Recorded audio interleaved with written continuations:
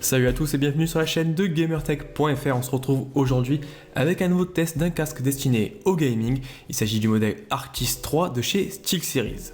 Proposé aux alentours des 99€, il viendra se placer en entrée de gamme et il sera complété par les modèles Arctis 5 et Arctis 7 qu'on essaiera de vous présenter un peu plus tard. La nouveauté sur cette gamme de SteelSeries Arctis par rapport à la gamme Siberia que l'on connaît bien, c'est que les trois modèles vont ici avoir un design qui va être identique et ils seront donc uniquement différenciés par leur fonctionnalité. Le modèle que nous présentons aujourd'hui, le SteelSeries Arctis 3, est donc le plus basique et il ne possédera donc pas certaines fonctionnalités du SteelSeries Arctis 7 comme par exemple une connexion sans fil ou encore des éclairages RGB. Avant de rentrer un peu plus dans les détails du casque en lui-même, on passe rapidement sur l'unboxing.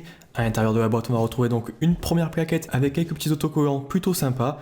Ensuite, on va retrouver tout ce qui va être manuel et guide d'utilisation, le casque en lui-même, ainsi que 3 câbles. Donc on va avoir un premier câble micro USB propriétaire qui permettra de venir brancher le casque à un des 2 cordons supplémentaires, donc soit un cordon avec un connecteur 3,5 mm à 4 pôles, donc pour une connexion directe sur smartphone ou sur console, et ensuite un second câble avec 2 connecteurs 3,5 mm à 3 pôles qui permettra donc de venir brancher le casque et le micro de façon indépendante sur un PC. On rentre maintenant un peu plus dans les détails du casque en lui-même et plus particulièrement sur le design et l'ergonomie.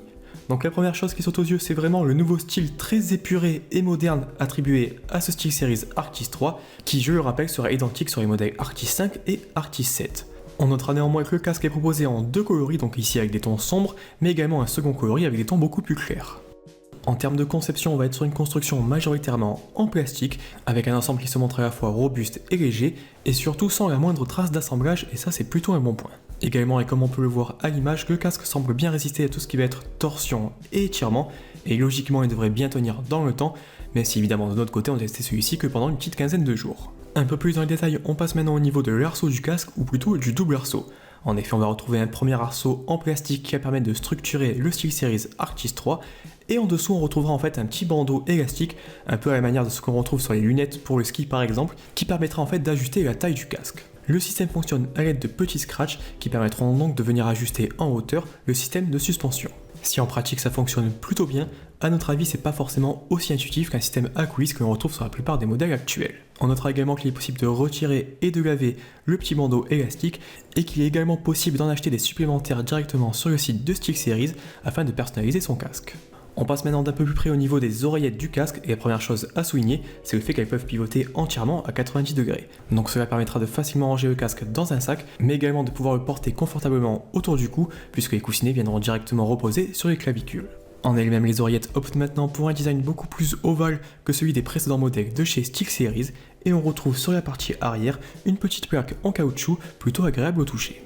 Du côté de l'oreillette gauche, on va retrouver tout ce qui va être connectique et commande, avec dans un premier temps un bouton qui permettra de couper directement la captation du microphone. On aura ensuite une petite molette qui permettra d'ajuster directement le volume à la volée, et ensuite 2 connecteurs, donc un premier connecteur micro USB et un connecteur 3,5 mm. Donc au niveau des branchements, on aura tout d'abord un câble micro USB qu'on viendra donc brancher sur le casque.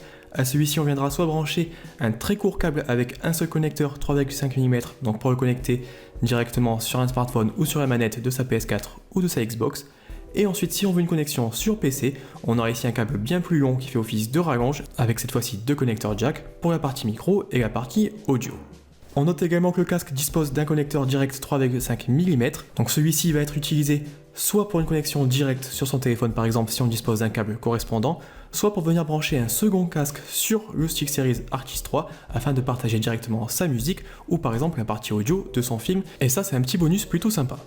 Enfin, pour terminer avec l'oreillette gauche, on notera également la présence d'un micro entièrement rétractable et monté ensuite sur une tige très flexible qui permet de très facilement le positionner devant la bouche. Du côté interne des oreillettes, on va retrouver une mousse vraiment très bien conçue qui apporte un excellent confort une fois sur la tête tout en limitant la transpiration via un revêtement en tissu qui ressemble un peu à du mesh.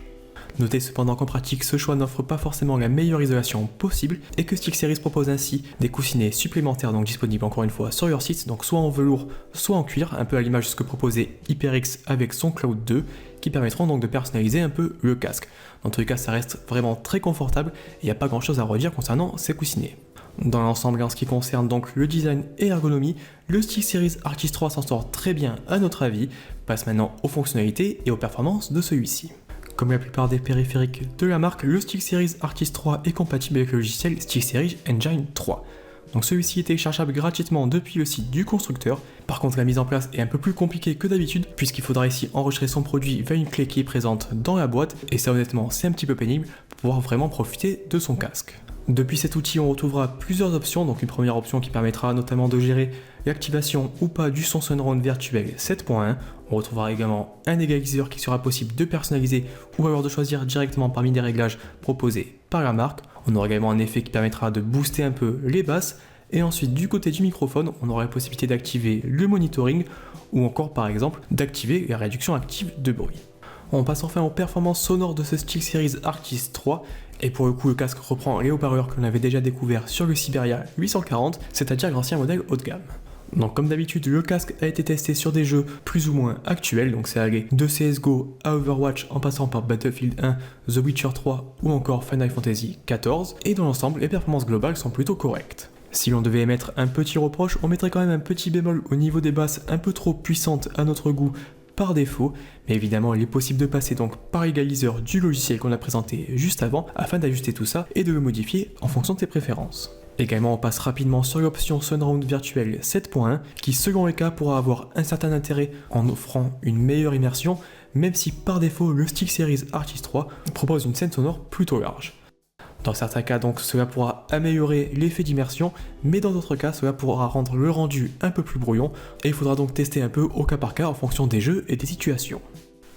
Comme d'habitude, on termine la présentation des performances sonores du SteelSeries Arctis 3 avec un passage sur son microphone.